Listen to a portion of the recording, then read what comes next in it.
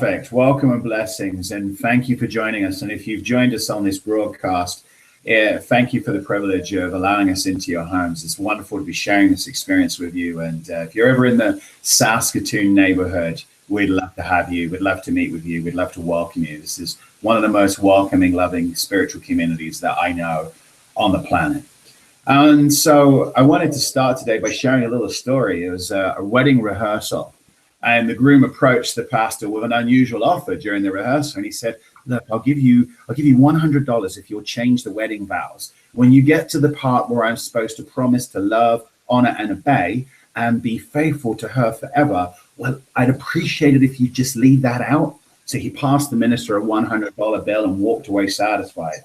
Now, on the day of the wedding, though, when it came to the time for the groom's vows, the pastor looked the young man in the eye and said, will you promise to prostrate yourself before her, obey her every command and wish, serve her breakfast in bed every morning of your life, and swear eternally before God and your lovely wife that you will not ever even look at another woman so long as you both shall live? Now the groom gulped and looked around, obviously cornered, and said in a tiny voice, yes. Then to the masked pastor in his, I thought we had a deal. The pastor put a $100 bill into the groom's hand and whispered, she made me a better offer. So, today I wanted to talk about ego. But the reason why I was inspired around that video is, at that sort of worldly level, I can't even imagine the experience of not having been able to hear and then suddenly being able to hear. But as I watch that video, I keep being reminded of how it felt inside to engage in this journey of spiritual awakening and to begin my journey of spiritual awakening. I don't know about you, but there have been times when I felt just how it looked. There are mornings where I get up and it feels that way. It feels like I am hearing for the first time. I am seeing for the first time, that there is a clarity. And there'll be moments where it seems still and it seems quiet and I don't really hear a whole lot. And then suddenly I hear, I see, and I feel. And I think that level of awakening, that video captures so much for me, that's for sure. But today I wanted to talk about ego awareness. And ego awareness for me is, it's such a complex idea. And I'm going to explain what I mean by ego. But before I get to that, I wanted to share another little story. Once there was a common man who had an uncommon sense. And people of his small town went to him with their problems. And some others like to be with him and listen to him. So one day a man came and asked this man, what is ego? They say it is bad for one to have it, and how can one overcome it? Now the common man replied, ego is self-awareness. You need to set and attain your goals, but be careful because it's like nails on your fingers. That should never be left to grow more than necessary to be able to hold the grip. Now think about that. So ego is self-awareness. This common man was having indeed an uncommon sense, an exceptional sense, because he was saying that the ego is self-awareness. You need it to set and attain your goals. So in other words, what that is talking about is that ability to reason, to have desire, to be able to connect with what it is and to what it is you yearn to experience. It's being able to have an intellectual understanding, to analyze, to critique, to discern, to judge even, and to edit and to prepare. And so setting goals and attaining their goals, this is what the ego is doing. But you've got to be careful because it's like nails on your fingers. They should never be left to grow more than necessary to be able to hold your grip. So just imagine if your nails were so long they curled around, it'd be a real problem to grip. And the longer they get, the more entrenched the ego becomes, the more overwhelming the ego is, the more you are identifying with the ego, the harder it is to grip things. So there's a very powerful truth in this. Now, I want to sort of take a step and just connect with what Ernest Holmes was saying around the ego. So the book that we are really, one of the big books, or the biggest book from our teachings point of view, is a book called The Science of Mind. And if you've never heard about this, I mean, you can certainly look around for it. But within The Science of Mind is a glossary. And so what they're doing, what Ernest Holmes did within the glossary was he captured the key terms within the language, within the semantics, within, the context of these teachings. And that's important because if you're new to the science of mind and you read certain words in this book, the glossary is a great place for you to go and to sort of read, well, what does he mean by this? He's using this word. I don't really follow, or maybe I've got an understanding. And so Ernest Holmes defines the word ego in the glossary. And this is how he defines the ego. He says the ego is the I am of the Bible, the Christ, the perfect idea of God. In metaphysical terms, the ego refers to the real consciousness of man. So when he says real consciousness there, he capitalizes the word real and the word consciousness. So that's speaking about the divinity. Whenever there's a capitalization, it's always about the universal, the God, the spiritual context. So in metaphysical terms, the ego refers to the real consciousness of man. In psychology, it carries a slight variation of interpretation, implying an organization or system of mental state. So isn't that great? Now, he honors the psychological idea of ego. This is a term that I believe came from Freud, and the ego is a term that is used both in psychology and the spiritual psychology that we are, as it were. And then he finishes off this definition with the words, in this textbook, we frequently use it merely to convey the thought of inner man, the real self. So think about it, right? On one hand, he's saying it's the perfect idea of God. But he's also saying we frequently use the ego to merely convey the thought of inner man, the real self. So it's our thinking. This is what ego is saying. It's our objective. It's our individual thinking. And so when you think about the ego, it's really important to connect with the idea that this is not this is a three-letter word, much like the word God. There's a three-letter word, and it's a word that means so much. I mean, for three letters, man, there's a lot of meaning in that word. And it's the same with ego. Three letters, a lot of meaning. I've heard people use terms like easing God out. I don't really get into that. I think that I see the wisdom of it, and I get that there's truth in it. The trick is if you really want to ease God out and sort of catch that idea of easing the ego away, like setting it aside, I think you're missing something. And that's really the essence of what I want to talk about with ego awareness. It's about having that awareness of the ego. So the ego, it's not a linear idea. It's a complex idea. It is our thinking. It is many layers. The ego, to me, speaks to individuality, that sort of localization of spirit through me. And it speaks to my ability to analyze, to reason. It speaks to the intellect and that structure of intellect. It speaks to personality. And it's a translator. It's a translator between that part of myself that is spirit localized, that needs to be able to interact as an individual in this space-time dimension, in this world, as I'm borrowing this earthly suit. So now when I think about the ego and thinking, another term came up. It surfaced as I was preparing for this talk. I was thinking about ego and I was thinking about thinking, and I connected and I remembered the term, or spirit inspired for me, this term objective mind. Now, for those of you who are new to the teachings, the objective and the subjective actually has some roots in philosophy. And if you don't have much of a background in the philosophical idea or the Thomas Troward idea, which is one of the influences on our teachings, I would say that Ernest Holmes also, when you look in the glossary, says when you're thinking about the objective mind, look to the conscious mind. And then under conscious mind, this is how he defines it. The self-knowing mind in God or in man. Okay, self-knowing mind in God or in man. The intelligence of the universe which reveals itself in all its creation. It is impossible for us to conceive of universal consciousness, but we glimpse it through our use of the one mind common to all individual men. So really what Ernest Holmes is saying here is that we have this subjective mind, but we're not the infinite. We are not all. We are not God. We are not this omnipresent, omniconscious consciousness. We are seeing through our eyes. But there's this beautiful symbiosis here, because as divine distributors, we are distributing the divine through our eyes, but the divine is seeing through our eyes and all eyes. The divine is all that we see. One of the big differences with this particular spiritual teaching is we talk about form, material, the worldly effects being the body of God. Okay, so it is also God, but our thinking is God. Our thinking is God individualized for us, but we cannot see all. We are not individually omniconscious. We don't have that perfect awareness, but we have this subjective conscious mind. And a term that we often use that's tied up and that isn't necessarily clear through this is the ego. And this is a term that's been borrowed from psychology, and it's kind of weaved in, and I wanted to get a little bit clearer about that today.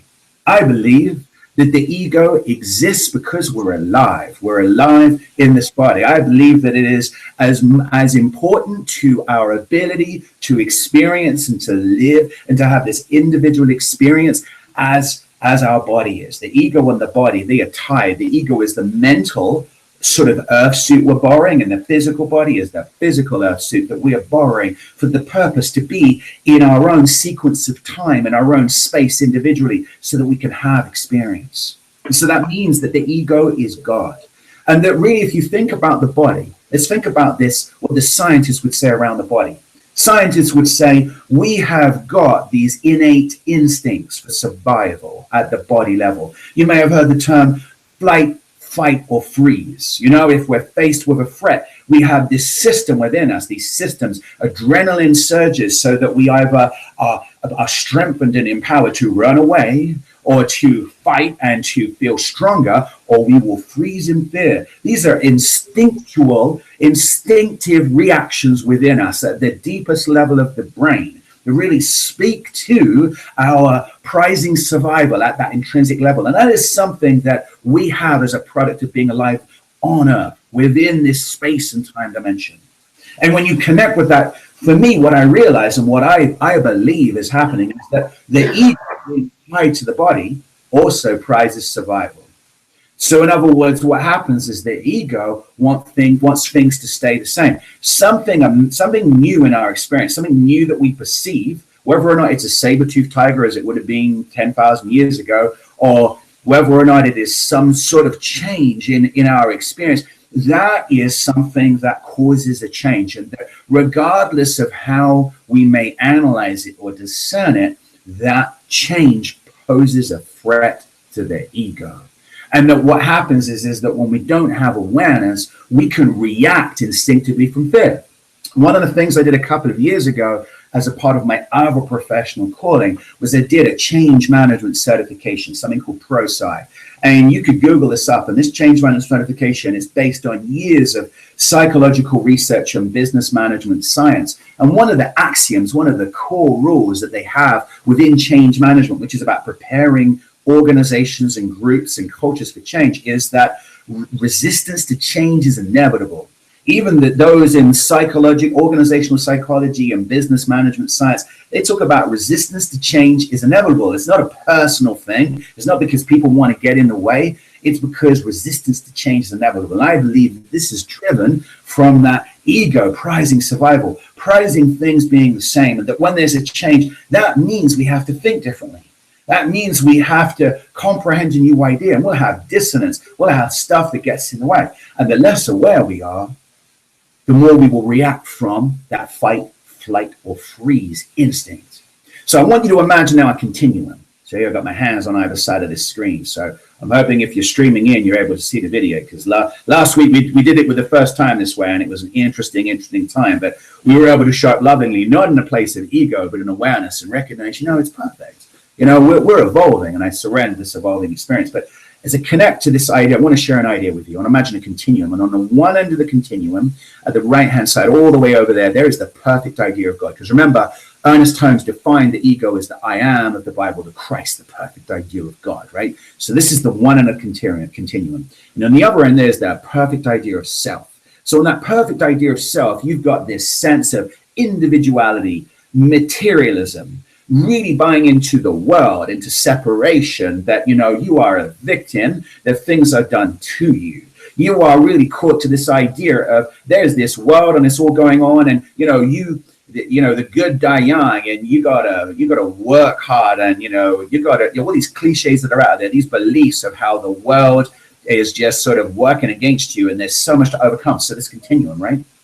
And the idea of that when we have this perfect idea of God, see, at the end of the continuum there, that's the mystical awareness. That's the Christ consciousness. And that, to me, is when I'm talking about ego awareness, and when I'm connecting with what Ernest Holmes was saying, that's where I'm showing up with that awareness, that as I think, I am aware of the perfect idea of God individualized through me.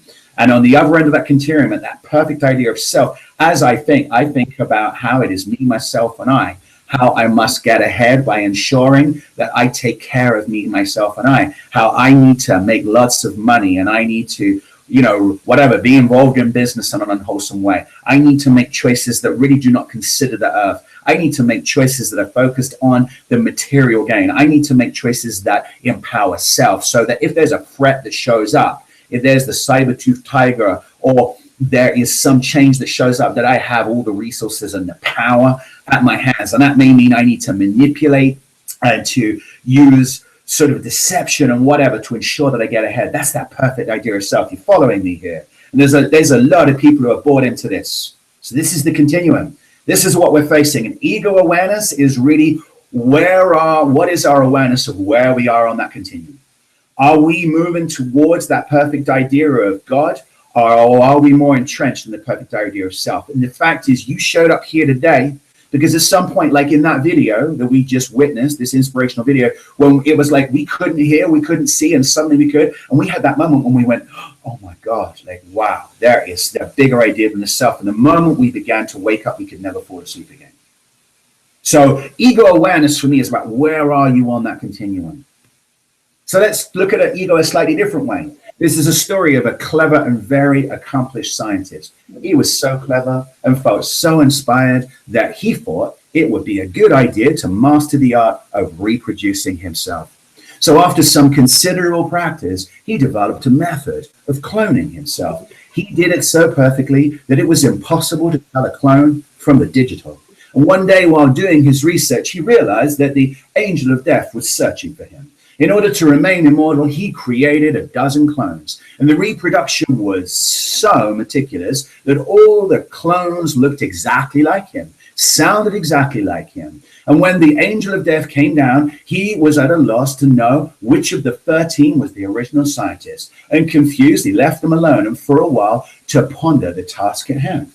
But being an expert in human nature and the ego, the angel came up with an idea. He returned and addressed all 13 scientists. Sir, you must be a genius to have succeeded in making such a perfect clone of yourself. However, I have discovered a flaw in your work, just one tiny little flaw.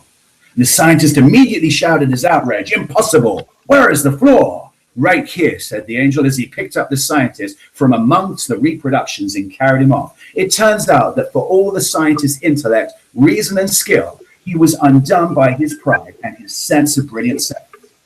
And so while knowledge and skills elevate us in our efforts of worldly success, a three-letter word, ego, can undo us in an instant.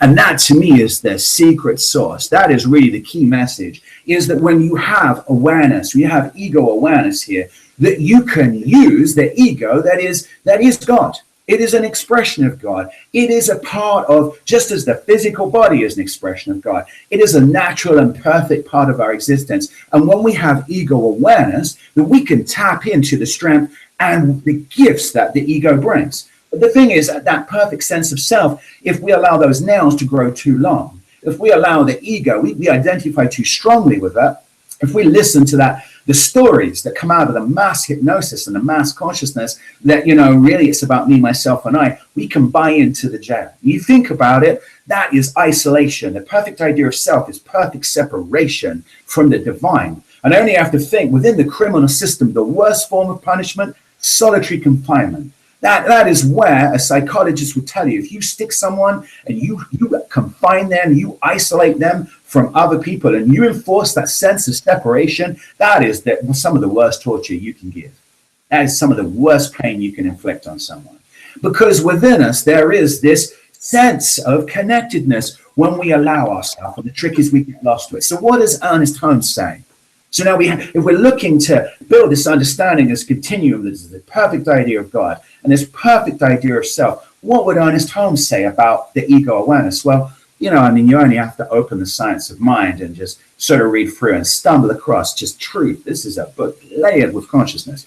What I would share with you is on page 218, this is what he has to say.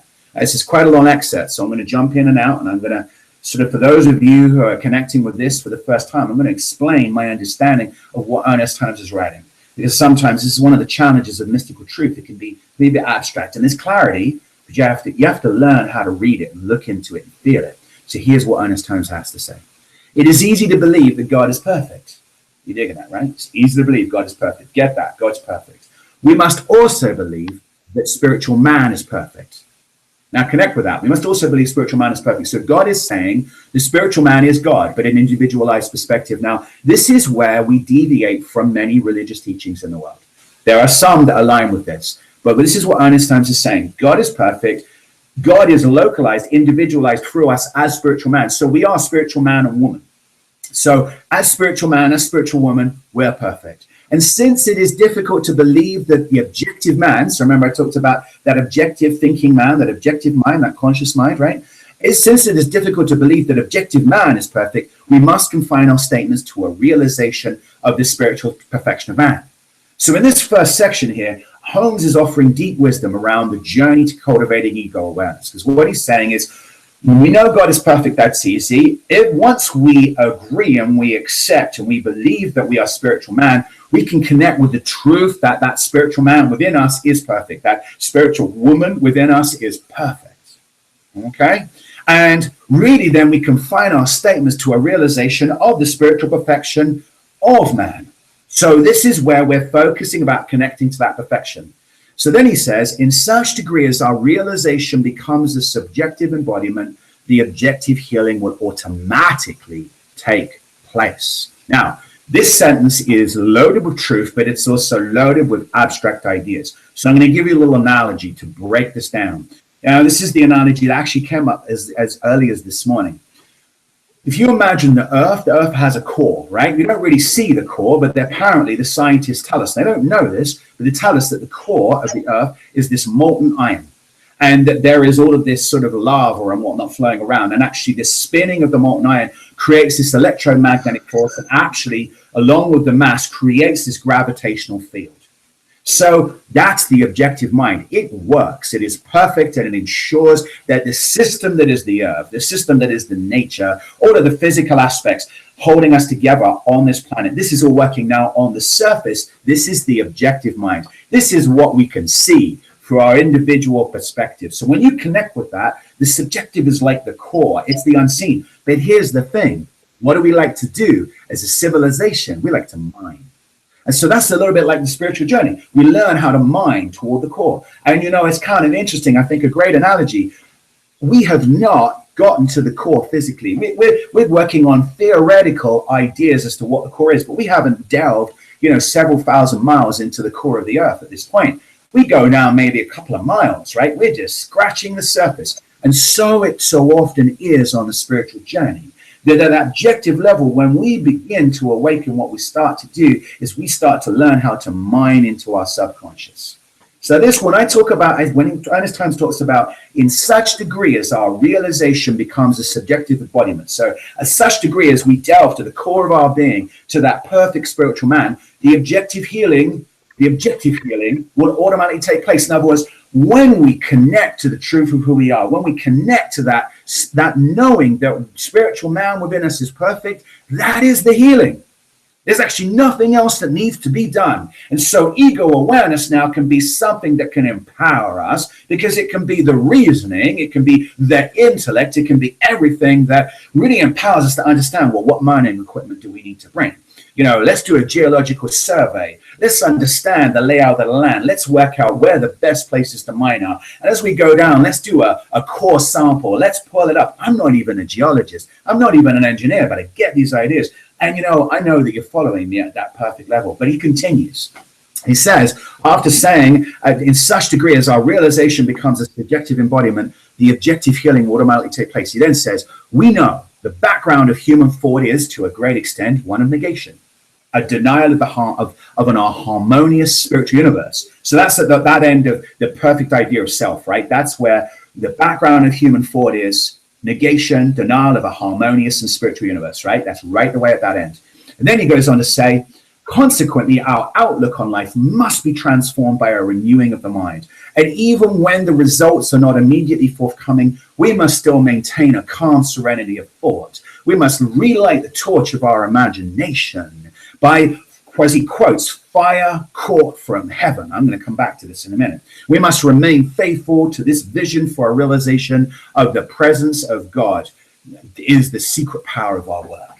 What words? I'm going to break this down. Before I break it down, I want to share a little story. I've got an 8-year-old daughter, Emma. just beautiful child. Now, here's the interesting thing. Emma chose parents. She chose me as her father. And here I am, this minister, right, within the Center for Spiritual Living. And she chose a mother who's actually very much a spiritual seeker as well. She's into a spiritual tradition called Tantra.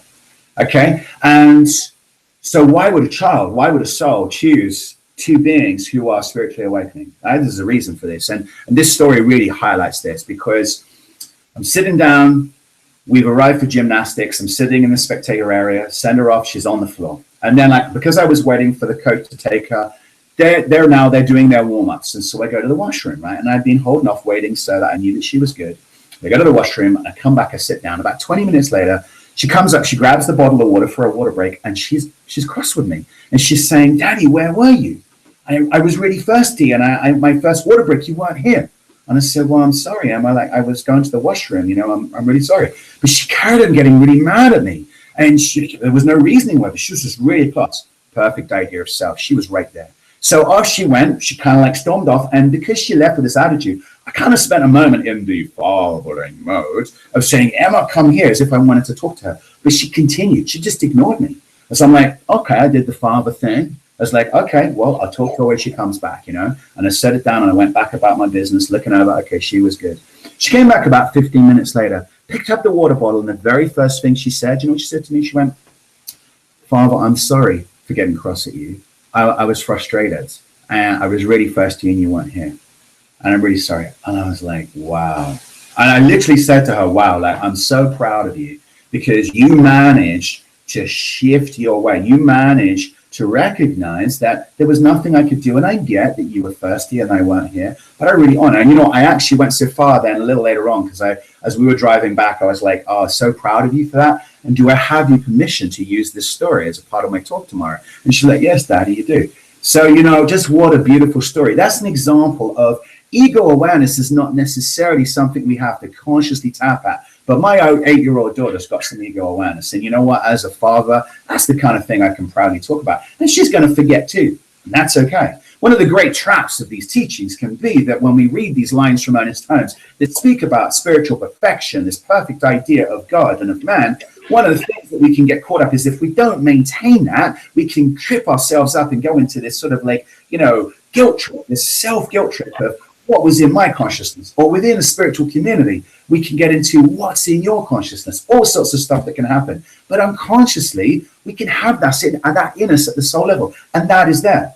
But what Ernest Holmes is also saying, that when it comes to ego awareness, there are these things that we can do. We can be in this practice of renewing the mind, meditation. I'm going to keep coming back to that. I think around the middle of June, by the way, we're going to be having some slight adjustment to the structure. I think for the 21st of June, we're going to be introducing meditation.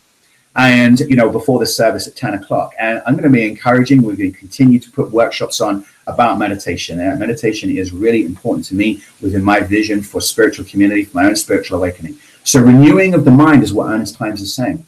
So there's the do. There's a be then, maintain the calm serenity of thought. Now, don't get caught up by that, because if there's moments where you don't have a calm serenity of thought, that's okay.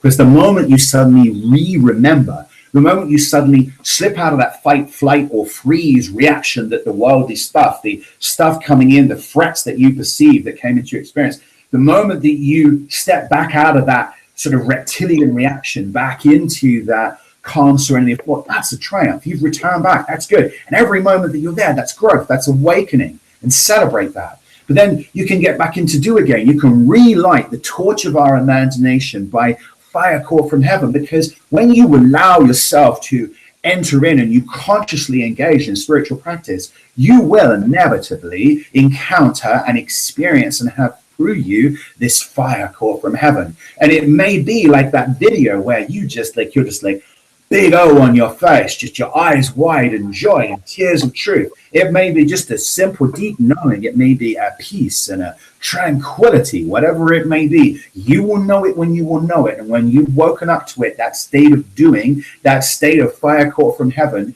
you will have an experience, a transcendent experience. You have probably already had it at least once. And a big part of your journey, I'm certain, is the courting, the chasing of those experiences. And that's what spiritual journeying is about, is the moment of recognizing that you're having it and becoming consciously aware of fire caught from heaven, through and by means of you, relighting the torch of the imagination, that perfect idea of God, and having that in your experience. And then remaining faithful to this vision. Remaining faithful to this vision. This idea, this vision of spiritual awakening, this idea of renewing the mind, faithfully coming back to it, maintaining the calm serenity of thought, relighting the torch of our imagination, because you will know, you will know. And once you know, it doesn't matter, no matter how clever the other egoic intellectual arguments and debates or ideas that may be thrown at you in the world, your ego awareness will be stronger. But here's the beautiful thing. And you look at this continuum, perfect idea of self, the perfect idea of man. The moment you step from that far end of the continuum, you can never fully go back. The moment you've begun, there's like an inevitable journey, and that continuum kind of shrinks as you grow. And it's just impossible for you to go to the other side as you shrink the continuum and you embody, you maintain a calm serenity of thought that really is bringing you toward that clarity that you are the perfect idea of God, localized and having this perfect individual experience for the purpose of awakening to your spiritual magnificence and welcoming and loving others in community. I want to close this out just with an invitation on May 31st. From 1 till 4 p.m. in the sanctuary on the Sunday after the service. I'm going to be putting on an introduction, a leadership training, an introduction to the Ministry of Outrageous Care.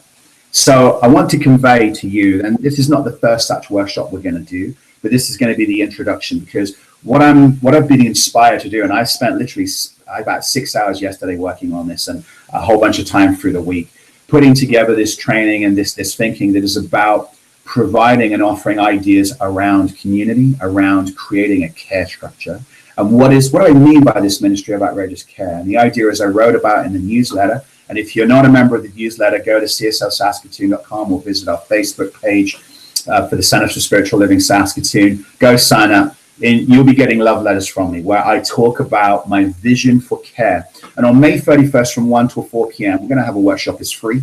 And I'm going to be training you. I'm going to be sharing with you about my vision. I'm going to be casting a vision for what does outrageous care mean? And how can you be involved? And to give you tools to actually, if you choose to be a leader, to be engaged in shared leadership, to really be engaged in this experience of outrageous care so that we can come together and remind each other in community. We can grow up all over each other in community, reminding each other of how we can cultivate this ego awareness, of how we can come together in groups to renew the mind, how we can empower each other with tools and remind each other to maintain this calm and serenity of thought. And that together we have both power individually with an unlimited power, but when two or more are gathered, this is an exponential growth. Two or more are gathered with that intention to relight the torch of our imagination, to come together to support in loving acceptance and nurturing. Wow. This is the vision I have, and I want to invite you to join with us on May 31st. If you can't physically be there, let us know, because we can do a stream and we can connect it so that we can broadcast and have you in and experience the training as well. You don't need to physically be here. We'd love to physically have here, because there's going to be a whole bunch of exercises. This is not just going to be someone speaking at you for 3 hours. There's going to not only be an understanding of the ministerial or the Ministry of Outrageous Care, but there's going to be skills and tools and insights we're going to give you for your professional life, whatever it is you do, to train you in your personal life about how to be a more empowered leader and how to understand what the beauty of community can be and how to be participating in this. So I want to just leave you with just a blessing of knowing and to love and to bless you around that. I know that your ego awareness, just in having heard this message, is already expanding, already growing. And I know that everything that you need and that you need to understand has already begun to surface for you. And I celebrate that over the coming week, wow, and over the coming moments, the coming months, the coming years, the transformation is inevitable. I love and I bless you. Thank you. So what I wanted to do right now, I wanted to invite you to your offering, and we're going to have an offering song that's shared. But before we want to get in, I want just to invite you, as you prepare your offering, I want you just to sort of close your eyes and connect with that sense of this perfect idea of God within you. And to recognize that the process of giving is a spiritual practice, because what it is doing, it is our way to practice knowing that in that universal consciousness, there is more than enough. There is an infinite supply. And then what we're doing is we're looking to get past that egoic sense of self, which really speaks of separation and limitation. And we're looking to cultivate a knowing of the perfect idea of God. And as we connect to that, I want you to just sort of allow yourself to feel the joy of the giving. Why are you giving? And to connect with that sense of giving. And as I invite the ushers to come forward in the sanctuary, I just want you to connect with that feeling and just to know with me as I offer this offertory treatment. There is one mind. There's an infinite God that is expressing by means of through and as myself and everyone gathered, everyone watching. There's this wonderful divine experience that is being made known through and as us amongst its many, many purposes, one of which is to be experienced as a knowing on this time and space plane, in this place, in this time, that there is more than enough. There is this infinite source of supply. But we're in this world, this phenomenal world that looks like there's a lot of separation. That's the apparent truth, but there is an underlying spiritual truth. There is more than enough. There is an infinite source of supply through and as me. And as I give to this spiritually nourishing home, I know that I am engaging in this practice of giving and receiving, of joyously and consciously participating in the practice of the law of circulation and knowing that as I give, so I receive. And that I give with joy and I receive joy. I give with a sense of abundance and knowing there's more than enough, and I receive abundance. I receive a sense and a knowing of more than enough, because this is the law of attraction. This is the law of circulation.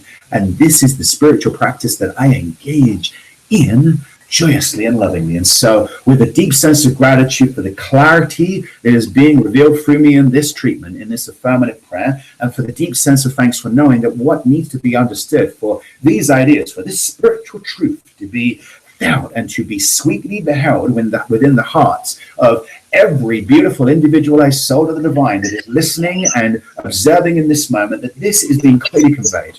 And so I release with joy, and I invite you to say with me, and